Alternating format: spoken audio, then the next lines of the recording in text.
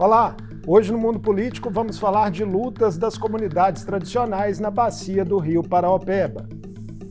Mais de 3 anos após o rompimento da barragem da Vale em Brumadinho, quilombolas, indígenas e ribeirinhos que tiveram sua realidade cotidiana duramente afetada seguem em busca de reparações. Em meio a críticas ao acordo firmado entre o governo do estado e a mineradora, esses grupos se mobilizam coletivamente com auxílio de organizações sociais por maior empoderamento e garantia de direitos em negociações. Eu vou conversar com Cláudio Rodrigues, assessor para povos e comunidades tradicionais da NACAB, uma associação sem fins lucrativos sediada em Viçosa, que atua junto a atingidos por barragens e atividades de mineração. Seja bem-vindo ao Mundo Político, Cláudio.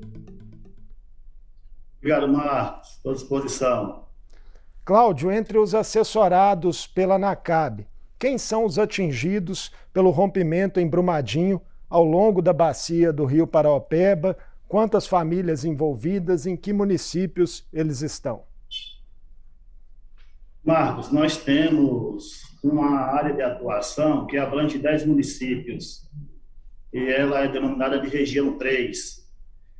Nós, a partir de estudos e levantamentos, nós hoje estimamos um público de aproximadamente 18 mil pessoas a serem atendidas pela assessoria técnica independente prestada pelo NACAB, nesse território. Ok. Nós temos comunidades tradicionais, nós temos o público das comunidades tradicionais, pescadores artesanais, ribeirinhos, quilombolas, povos e comunidades tradicionais de religiosidade de matriz africana, povo de terreiro, umbanda, congado, reinado. Nós temos os meeiros, fazendeiros, produtores rurais. Esse é o público que compõe, nesses 10 municípios, essa estimativa de 10 mil pessoas atingidas. E nessa turma ainda tem muita gente sem reparação.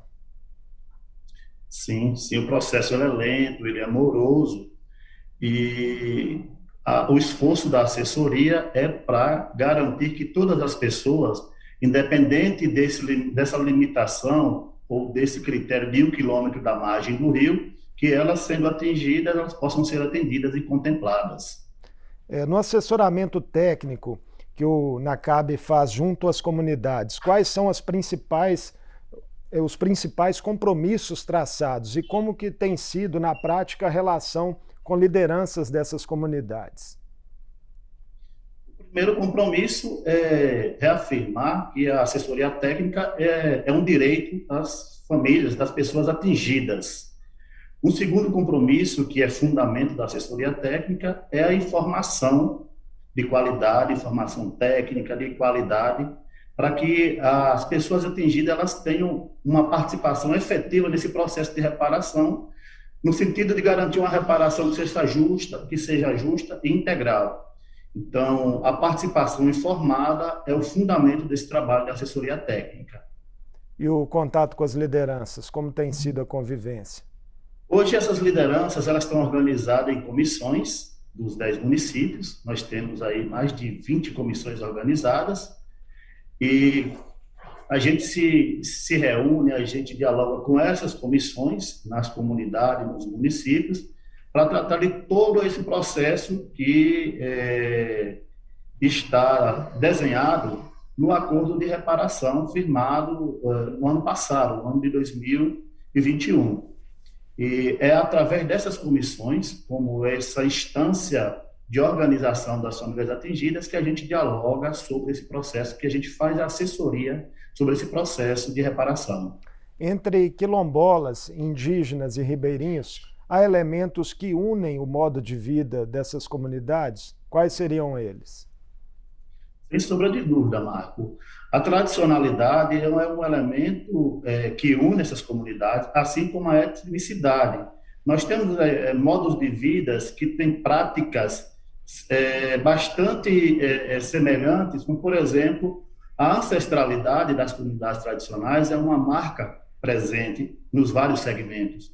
Hoje, na região 3, nós temos já identificadas, caracterizadas, nós temos as comunidades quilombolas, nós temos as comunidades de pescadores artesanais, nós temos os povos de terreiros, os povos de Umbanda, os reinados, os congados, as folias de catitas. Nós temos esses segmentos de povos e comunidades tradicionais, cada um com sua singularidade, mas que ocupam o território a partir das suas práticas ancestrais. Tem seus elementos étnicos, né, que ora os aproximam, mas ora o colocam com as suas particularidades. Nós temos os povos de terreiro, que têm a prática religiosa, no culto aos orixás, aos inquis, aos unduns, como elementos dessa ancestralidade, como elemento dessa tradicionalidade, que tornam eles esse segmento específico. Mas nós temos os quilombos também, que, com esse pé lá na história de luta contra a escravidão e ocupam um território com relações comunitárias bem definidas, de compadrio, de parentesco, ocupar esse território e pleitearem, né, esse modo de vida que outrora foi negado e que continua sendo vítima do racismo, principalmente na dimensão ambiental, em contextos como esse de desastre e crimes ambientais, como que a gente tem tratado nesse processo de reparação. Os pescadores artesanais que utilizam também do rio, né, como essa fonte para a sua prática, para o seu modo de vida, para a sua sobrevivência, assim como os outros povos tradicionais também, que utilizam das águas, das plantas. Então, são vários os elementos, né, que definem esse modo de vida. Cláudio, eu queria que você exemplificasse para a gente quais são demandas objetivas que essas populações ainda buscam nesse momento, né, passados aí mais de 3 anos do rompimento da barragem. Uma das principais demandas é o direito à sua autodeterminação, à sua autoatribuição. O que eu quero dizer com isso, Marco? É que as comunidades querem ser respeitadas, querem que seja garantido o direito de participação, elas querem ser ouvidas, elas querem dar o seu consentimento ou não para determinados processos que as empresas, que o governo instituem nos seus territórios, que impactam os seus modos de vida. Nesse processo, uma das demandas principais é pelo respeito ao direito à consulta prévia livre e informada. As comunidades querem que o governo, né, que a Vale respeite os protocolos de consulta, que as comunidades tenham garantido esse direito quando qualquer ação for realizada no seu território, quando for impactar o seu modo de vida. Esta é uma das principais. Depois é a garantia dos seus territórios livres de qualquer tipo de violação, de qualquer tipo de implementação de projeto de ação que vai alterar o seu modo de vida ou que vai ameaçar a sua vida, nessa vida tradicional secular.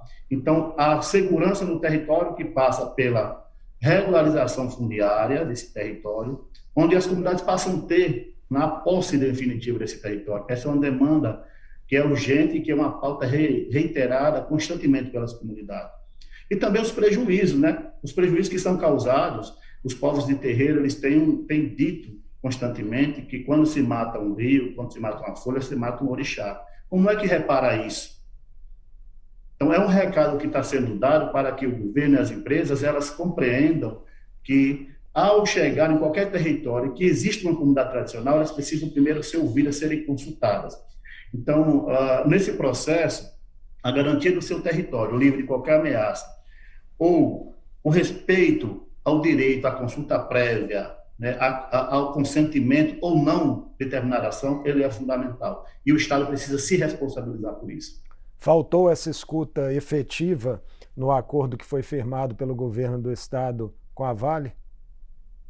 Perfeito, Marcos. Essa sua pergunta ela é importante porque é um ponto central colocado pelas comunidades tradicionais, essa falta de escuta, essa falta de participação efetiva.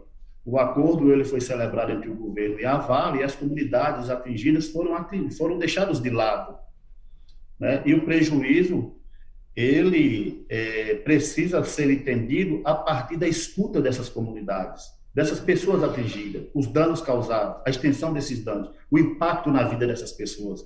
E a não participação das comunidades, mas dos atingidos de uma forma geral, dos movimentos sociais que prestam assessoria técnica, que lutam por uma outra forma de desenvolvimento, é o grande problema, né? Foi o grande problema deste acordo.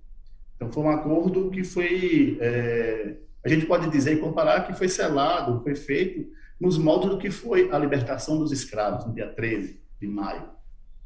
Então, é um tipo de repetição que a gente não quer mais. É um tipo de crime, de desastre que a gente não quer que se repita. E a participação cidadã, o respeito à participação cidadã das pessoas, das comunidades, ele é fundamental nesse processo. Em qualquer outra dimensão da política do Estado, mas a não participação num acordo dessa magnitude, né, de um desastre, crime desta magnitude, dessa envergadura, é um o principal ponto de fato de crítica e foi a falta maior de fato desse acordo. E no caso de comunidades que estão fora da chamada zona quente, fica ainda mais difícil provar os danos que aconteceram? Olha, as grandes empresas, né, tipo a Vale, elas utilizam da estratégia de utilizar, de delimitar um território específico para não pagar, né, ou se responsabilizar pelos danos causados com desastre dessa natureza. Mas é importante dizer que o rio todo foi contaminado, foi prejudicado com esse desastre. Então, a gente entende, eu disse isso no início, Marco, que nesse processo de identificação da pessoa atingida, a gente não pode limitar a partir de um critério territorial, de um polígono estabelecido, porque os impactos socioambientais eles foram diversos, né? Com os processos de cheia, de enchente, de chuvas, eles só vão se amplificando, eles só vão tomando dimensões e avançando para áreas outras que não a chamada zona quente, né? Então, são de várias naturezas, de várias dimensões esses processos, então não dá para limitar o atingido simplesmente para um município, uma área onde de fato aconteceu, onde estourou o problema, onde aconteceu. Então, essa é uma estratégia que as empresas utilizam, aí não tem dado certo. No que pesa, e aí é com base em estudos realizados pelo próprio NACAB fez um estudo desse processo, na busca por reparação individual, e a maioria dos processos individuais, das ações individuais movidas por atingidos, foram negadas pelo juiz, que entende que, para fins de pagamento dos danos, ou reparação dos danos individuais. Então, ele negou, né, sob o argumento de que não estava na zona quente. Então, é contraditório isso, né, porque a gente sabe que o rio Paraopeba ele tem uma extensão aí de quase 580, quase 600 quilômetros, né? Deságua lá no Lago Três Marias e atinge aí muitos municípios. Nós hoje, as ATIs atuam numa área compreendida por 26 municípios. Então, é uma área muito vasta, muito ampla. E não dá para estabelecer apenas um critério e determinar quem é ou não atingido. Mas essa é uma estratégia que a empresa utiliza, né? E talvez até para combater isso, né, uma das iniciativas do NACAB é a chamada matriz de danos, né, uma construção que busca ser feita coletivamente com os próprios atingidos. Como funciona essa matriz, Cláudio? Como é o processo de definição da mesma? A matriz de danos ele é um instrumento que busca, de fato, a reparação dos danos individuais homogêneos, né? São esses danos que acontecem, que prejudicam a pessoa ali, por exemplo, o dano à saúde mental de uma pessoa, a perda de renda, a perda do trabalho. Porque esse dano ele não está dentro desse acordo. O acordo foi feito, né, no governo do Estado, e só depois teve o ingresso no processo judicial das instituições de justiça, Ministério Público, Defensoria Pública do Estado, que faz um trabalho excelente, e Ministério Público Federal, na defesa dos direitos coletivos, né, e homogêneos dos atingidos. Este é o que o acordo dá conta. Os individuais, eles ainda estão no processo aguardando decisão do juiz. E a matriz de dano é uma estratégia que as assessorias utilizam para garantir, tanto do ponto de vista do assessoramento às instituições de justiça, a Defensoria Pública, o Ministério Público Estadual, a Defensoria Estadual e o Ministério Público Federal, na identificação do dano, na caracterização do dano e na valoração do dano. justamente para garantir a reparação nesta dimensão. Ele é esse instrumento que a gente luta para que seja incorporado, homologado nesse processo judicial pelo juiz, e que seja essa régua, digamos assim, para garantir essa reparação dos danos individuais. Então, as ATIs, o NACAB, garantem os estudos, né, pesquisas, estudos para o levantamento, identificação e caracterização desses danos, junto com as comunidades, para garantir que essa matriz de danos, ela, no final, possa ser esse instrumento reparador desses danos individuais. E a gente tem construído isso, as comunidades entendem que esse é um caminho importantíssimo nas famílias atingidas, com esse instrumento, para garantia dessa reparação, diante de um cenário no qual o juiz tem entendido e tem negado as ações individuais para a reparação desses danos, né, em função justamente dessa questão colocada anteriormente, de que quem está fora da zona quente, né, tem maior dificuldade de comprovar, né, esses danos. Então, a matriz de danos ela vem para cumprir essa função, identificar o dano, comprovar esses danos e dar um valor a esse dano. Mas, para isso, ela precisa ser juntada no processo e o juiz entender que ele é esse instrumento que vai fazer essa reparação. Pois é, um caso específico que a associação acompanhou de perto, né, foi o dos comerciantes do Shopping da Minhoca, que vivem ali da venda de iscas e itens de pesca às margens da BR-040, entre Sete Lagoas e Caetanópolis. Qual era essa demanda e como foram as etapas até que ela conseguisse ser contemplada, né, aí com a ratificação na Justiça? O Shopping da Minhoca, de fato, ele é um caso emblemático porque ele está fora dessa poligonal estabelecida, desse território, dessa linha estabelecida, para dizer quem está dentro, quem é atingido e quem não é. E o Shopping da Minhoca, ele fica nessa área que você muito bem localizou, e está distante do rio, muitos quilômetros do rio. Só que no Shopping da Minhoca existe uma prática tradicional, né, que lida com o minhoco-sul, né, que é um dos principais elementos dessa comunidade, desse coletivo. Porque lá também eles comercializam iscas, outras iscas, eles comercializam os apetrechos de pesca, e eles vivem, então, basicamente em função disso, que tem essa vinculação total com o rio.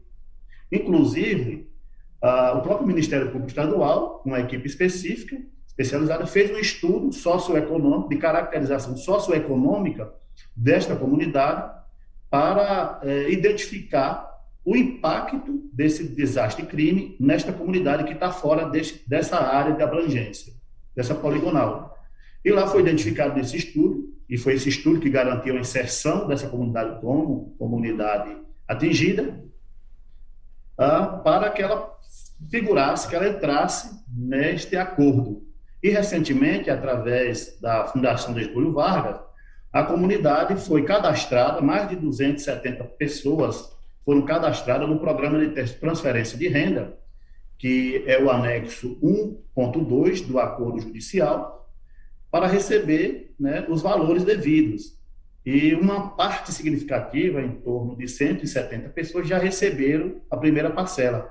As outras pessoas estão ainda com os processos em análise. Então, é uma comunidade que, a princípio, estava fora, que não era considerada comunidade atingida, foi comprovado através de um estudo do Ministério Público Estadual, né, no trabalho também criando da assessoria, que é uma comunidade atingida, e nós passamos a assessorar, e agora ela foi atendida com esse anexo específico, que é o anexo que trata do programa de transferência de renda, por conta dessa prática tradicional, por conta desse modo de vida, né, de comercializar os produtos, de ter essa relação com pessoas que são extrativistas, com pessoas que comercializam os produtos específicos da pesca, ou artesanal, a pesca tradicional, ou a pesca esportiva. Então, a partir desses elementos, essa comunidade ela passou a vigorar como sujeito de direito neste processo, e hoje é contemplada com o PTR e com as outras ações do processo de reparação.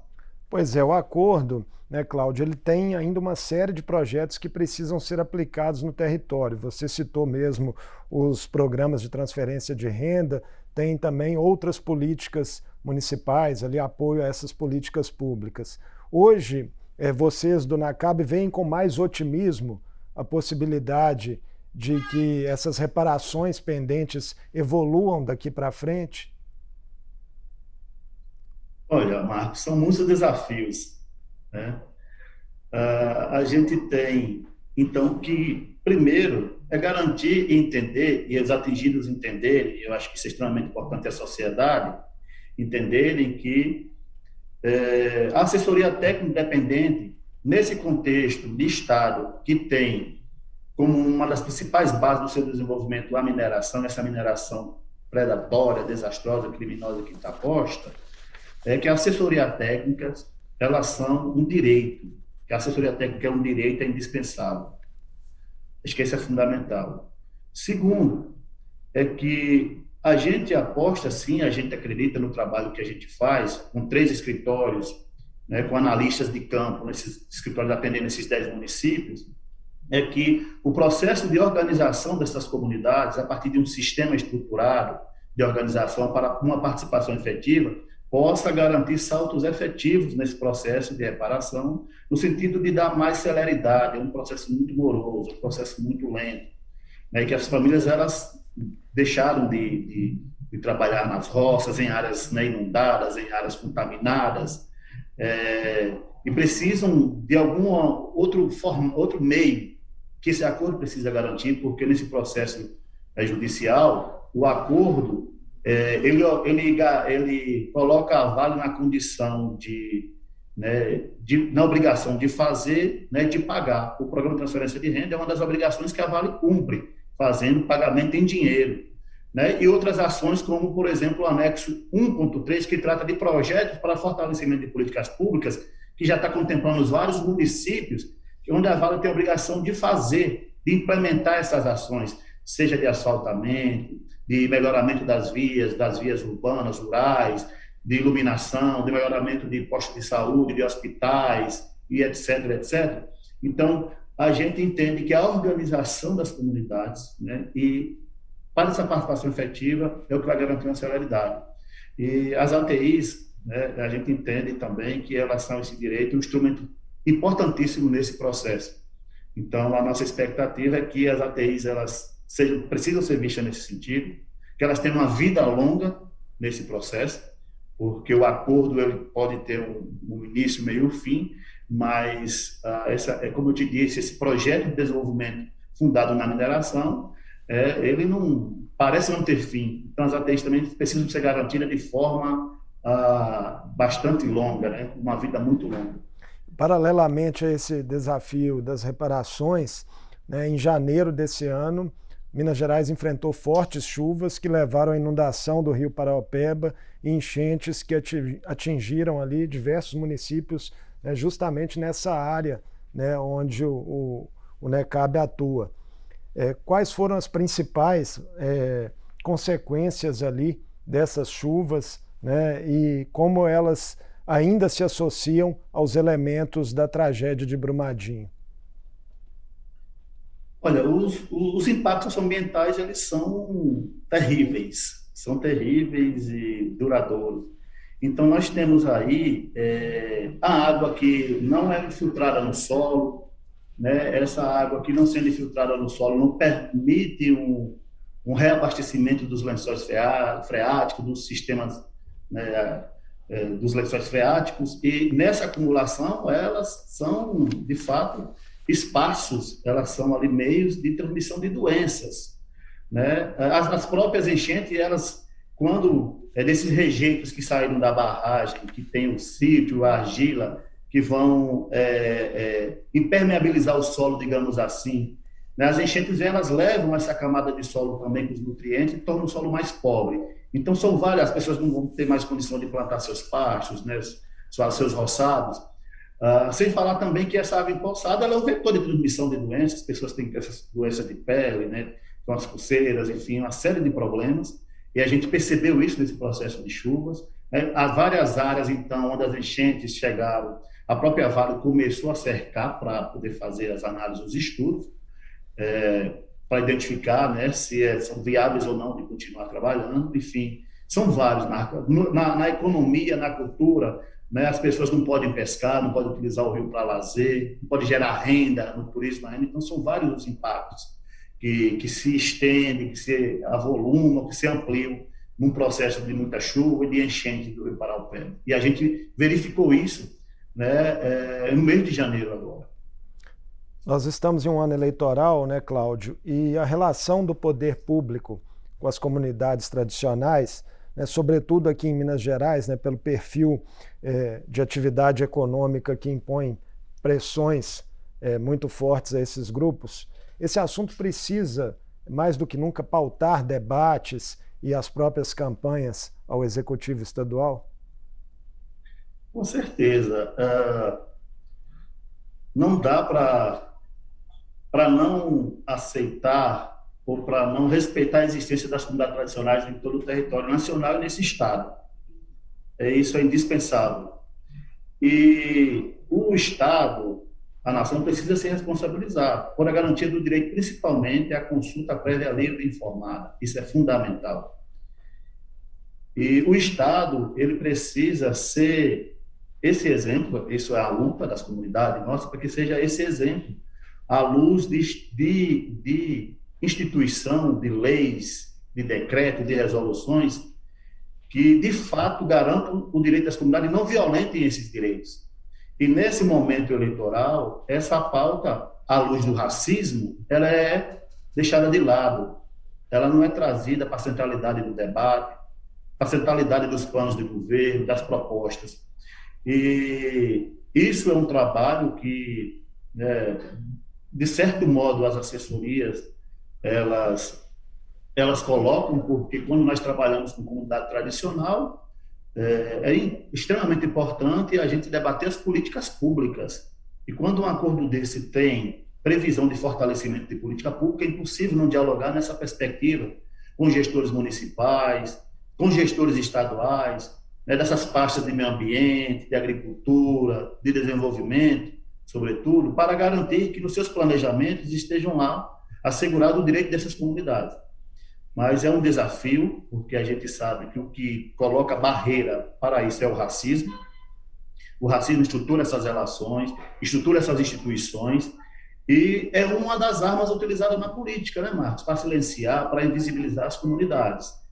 Então, é delicado, de fato, é delicado, porque nós também cumprimos um papel, enquanto assessoria técnica de instituições de justiça e das comunidades, que não é de fazer política, principalmente política partidária, mas é de garantir, mediante o debate político desses contextos, políticas públicas que fortaleçam a vida dessas comunidades. Isso nós temos tratado com muita atenção, com muito carinho, com muito respeito, né, às autoridades constituídas, mas sem deixar de conversar, de dialogar. Cláudio Rodrigues, foi um prazer recebê-lo aqui no Mundo Político. Boa sorte aí no trabalho em defesa da reparação dos direitos das comunidades tradicionais do Rio Paraopeba. Eu que agradeço. Até a próxima. Eu conversei com Cláudio Rodrigues, assessor para povos e comunidades tradicionais do NACAB, organização não governamental que atua junto a atingidos por atividades de mineração. Falamos sobre as mobilizações persistentes por reparação de quilombolas, indígenas, povos de terreiro e ribeirinhos da bacia do Rio Paraopeba, afetados pelo rompimento da barragem da Vale em Brumadinho. O Mundo Político fica por aqui. Obrigado por nos acompanhar e até o próximo programa.